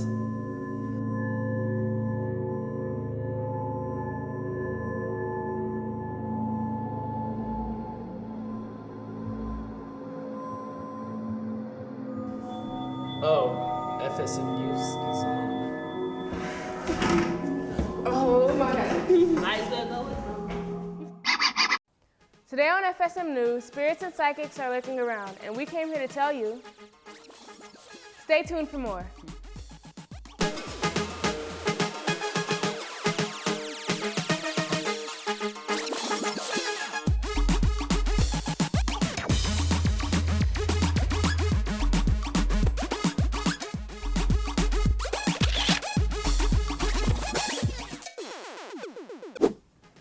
Hello and welcome to FSM News. I'm DeAndre Hansberry. And I'm the only one, Adrian Lopez. Hey Adrian, can you read minds? Sure. I see FSM reporter Kayla Moody up next exploring the psychic mind. Can psychics really predict your future?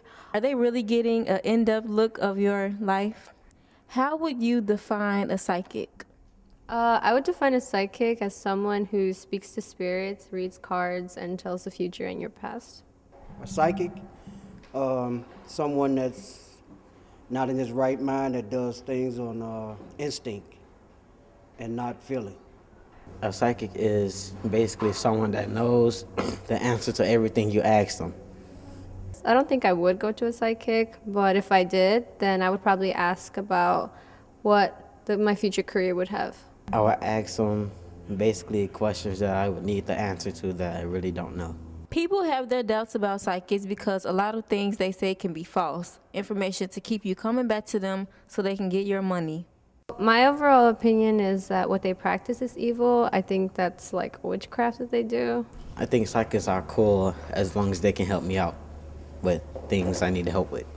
If you were a psychic, would you use your powers or keep it to yourself? I would keep them to myself. Why? Well, because, I don't know, I feel like the world wouldn't really understand that. I would use them. Why? That's the only way I can get paid, if I use them. I would use them for the people that needs help, so basically yes. This is Kayla Moody reporting from FSM West.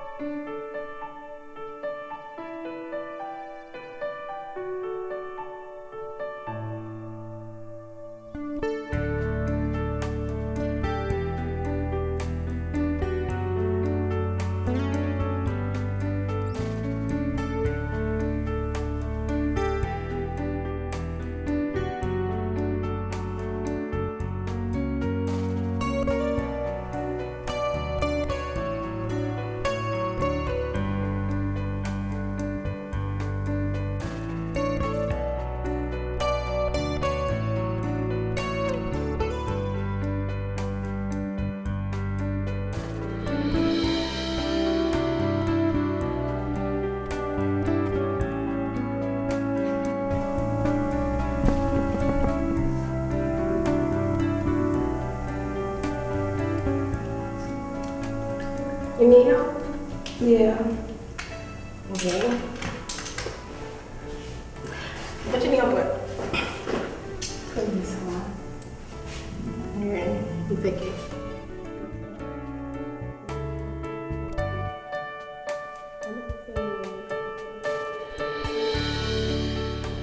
Makeup doesn't make you. Ghost and friendship are good together. Yeah, I know I have a close friend named Eric. Really? I honestly doubt that, Adrian. Oh well, here's Jasmine and her adventures in the field of friendship. Students follow 1,500 older people and discuss those with a larger network of friends outlive those with fewer friendships by 22%. Therefore, FSM Westside crew went out to find people in the North Lawndale community and asked them about their definition of a friendship and how long their friendships last. The definition of a friend is someone that you can rely on and who makes you want to be better. I guess is always there for me, somebody who relates to me, all the effects of ways. Over the years, tech and social media has affected today's friendships. We have a couple of students' opinions on friendships today and how they last. Yes, because some people let social media get in the way of friendship. Because social media makes it a lot easier to not have to talk to people face to face and not have to talk at all.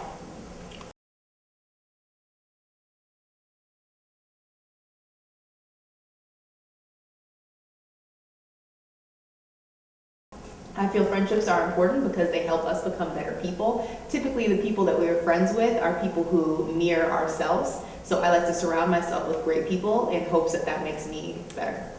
Louis Seneca once said one of the most beautiful qualities of a friendship is to understand and to be understood. Now ask yourself, do you feel that social media have affected how your friends communication to you? Reporting from FSM, Jasmine Easterman.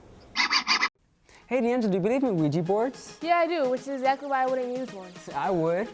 Well, let's get back to the ghost side of things. With Maurice, with more on Ouija boards. According to a poll conducted by Huffington Post, 45% of people believe in spirits, so this can lead to curiosity to use Ouija boards to talk to the dead. Do you believe in spirits, yes or no, and why? Yes, I do believe in spirits because, I don't know, I just believe in spirits. I do not believe in spirits because I am an atheist, so anything related to that does not occur to me. Well, I think that people's spirits, once they have passed away, their spirits roam Chicago, as you would say, or roam the area because, like, I guess that's just the way life is. If I had the chance to talk to a dead relative, I would not. No, I would not, because they are dead, so they should stay dead. Ouija boards date as far back as the 1100s in China, but do people really know what it is? A Ouija board is a board that is used to talk to the dead, supposedly. I have an idea of what it is. I think it's something like, it's a thing that you use to contact the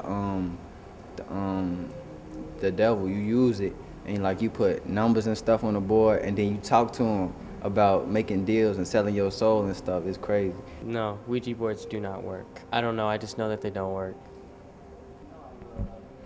Reporting from FSM News West, I am Maurice Holmes. That's our show for today. Until next time, you can check us out on Facebook to search FSM News. You can also watch us on CAN TV, channels 19 and 27. Oh, and don't forget to find us on ABC7 Chicago's website. In the community section. Until next time, FSM News West out. Ghost and friendship are good together. Yeah, I know. I have a friend named Ghost Eric. You can also watch us on CAN TV, channels 19 and 27. Oh, and don't forget to find us on ABC7 Chicago's website. In the community section. Oh. It was so good. You just doesn't matter. I stuttered. Hey, Adrian, can you read mine? Yeah, I can. I see Caleb Moody up next. Can you start it over from there?